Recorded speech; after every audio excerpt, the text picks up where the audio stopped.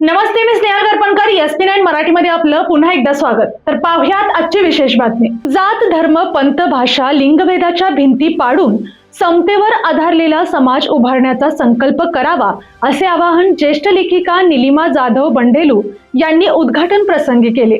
त्यांनी महात्मा ज्योतिराव फुले यांच्या समतावादी विचारांचा संदर्भ देत शिक्षणाच्या हक्कासाठी झालेल्या लढ्याची आठवण करून दिली. तर पाहुयात आजची सविस्तर बातमी.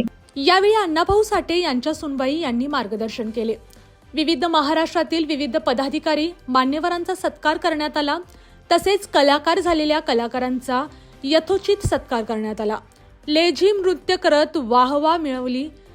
संमेलनात परिसंवाद, काव्यवाचन व सांस्कृतिक कार्यक्रमांनी रंगत आणली. साहित्य क्षेत्रातील योगदानाबद्दल प्राचार्य बाळासाहेब भडकवाड यांना साहित्यिक जीवनगौरव पुरस्कार प्रदान करण्यात आला.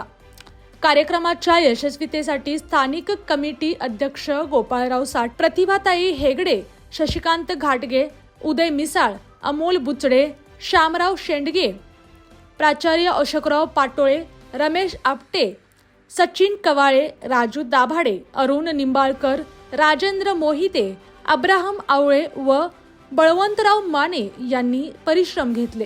समतेचा संदेश देणारे हे संमेलन कोल्हापूरच्या सांस्कृतिक क्षेत्रात लक्षवेधी ठरले. आणि अशाच बातम्यांसाठी पाहत रहा SP9 Marathi. Your time, your news. धन्यवाद.